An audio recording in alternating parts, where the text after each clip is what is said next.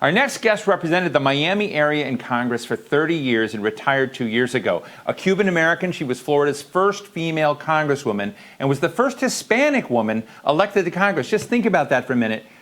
First Hispanic woman. Now, it is just boggles my mind that I mean, I've known Ileana for a long time. Ileana, it's great to see you. I think we were in Australia last time we were hanging out together when we were all traveling. It was a lot of fun. Yes. But let me just ask you, and just be very blunt about it. I did not know that you were the first Hispanic woman elected to Congress. You were also, of course, a Republican. You're also a major advocate for gay rights, LGBTQ rights. I just want to ask you, when you go in as a Republican, does gravity flow in the direction of women? Does gravity flow in the direction of Hispanic women in Congress as Republicans that are pro-gay rights? Or what do you have to do to remake gravity inside the Republican Party? We have to remake gravity. We have to change the discussion, the flavor, how we frame the issue. And I say I'm part of a group called Conservatives Against Discrimination. And I like that title because we are conservative and we are against discrimination. And because equality is a Republican value. So I try to always couch it and frame it in that way, so that people don't think there's a GOP and then there's equality in gender identity or preference. No. We are part of Conservatives Against Discrimination in all facets. So we need a sea change. Just like, thank goodness, because of people like Susanna and Jennifer, they've had a sea change in the number of women who are participating in electoral politics. When I got to Congress, Steve, there were only 13 GOP women. 30 years later, when I left Congress, there were 13 Republican women. Oh, my goodness. After 30 years, our party, and I hang my head in shame to see this, is still in the same numbers. But this year is going to be different. We're going to have more conservative women getting elected. And I hope that we get to the point where we see equality as a conservative issue and not the issue that's only related to Democrats. Conservatives should know that we stand for equality and we stand against discrimination. So I think it's only natural for us to be friendlier to LGBTQ issues, and I hope that change happens. You know, Ileana, I'm sure you watched the debate last night. How do you think it went? I wish I hadn't. Really, I'm very interested in politics. Of course, I'm very interested in this presidential election. But oh my goodness, I hope that there's better give and take. We're better as a democracy when people both of them treat each other with respect. Let folks finish their sentences and their thoughts, and the moderator can really control both sides. And I think having an audience. One of the debates, let me brag about Miami, is going to be right here in Miami. And I think having an audience where people will say, ooh, when somebody's interrupting will be helpful. But anyway, I like Chris Wallace. He's a good man. But the moderator needed to control these very alpha males. So let's hope that the next one is less personal attacks, less interruption, and more substance. You know, Ileana, let me ask you a question. I know that you are out of Congress now. You've got some stuff going on with DOJ, which we don't need to get into, but I want to ask you what that experience is like.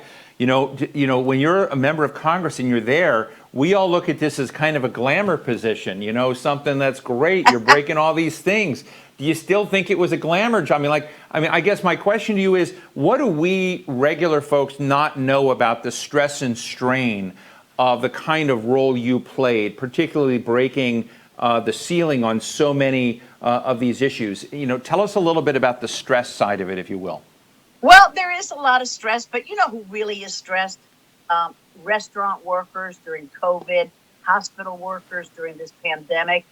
They are stressful jobs, and I would in no way compare the job of a member of Congress to any other profession that is truly heart-wrenching and difficult. So we get pampered and we get treated very well. So no stress, no problem.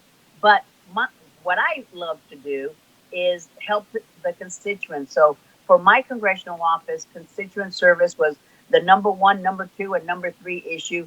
We were very much hands-on.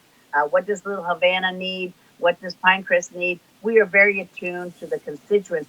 And I think most people don't know that members of Congress really do listen to what you're saying, to what you're sending to them, the calls that are coming in on issues and on constituent service. So communicate with your member of Congress, let him or her know what is on your mind, and you would be really surprised to know that we do listen.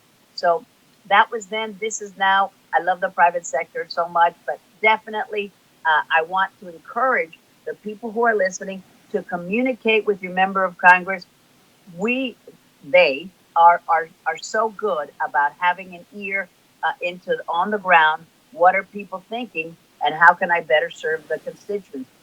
I know that Congress gets a bad rap. I realize that, the swamp, but really, I found that the people with whom I interacted as members of Congress or the staff, they're stellar people. They're really good and kind and decent. But when the camera goes on and the lights go on, it's all a gotcha game. When I got to Congress, wow, 30 years ago, people were a little bit nicer. They treated each other with a little more respect.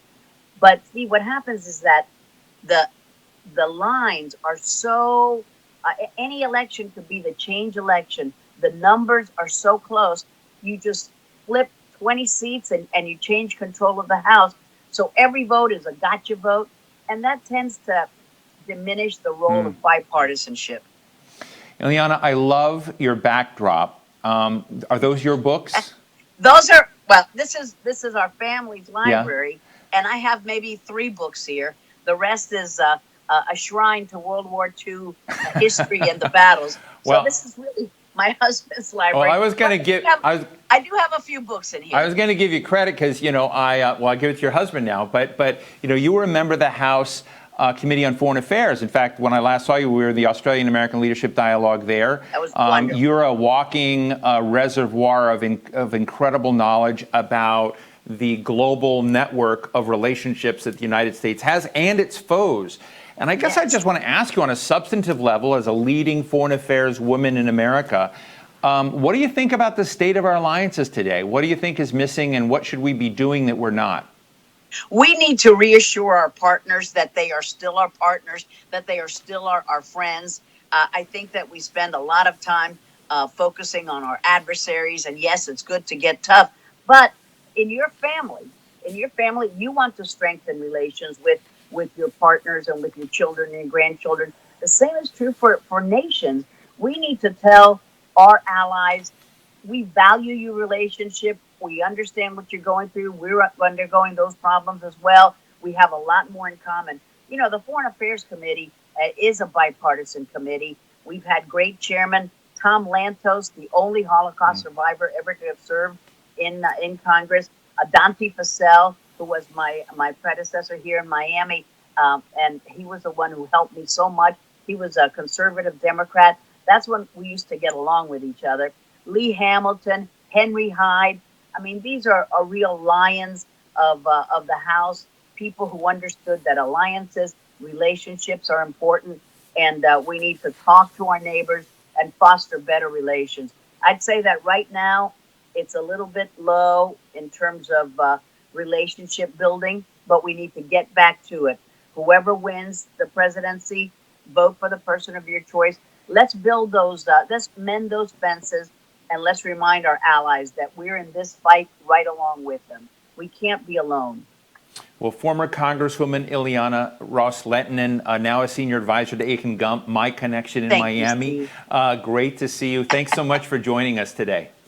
And let me brag, Miami Marlins, Miami Heat, University of Miami Hurricanes. I mean, forget about it. Miami is the deal. Bye, Steve. Take care.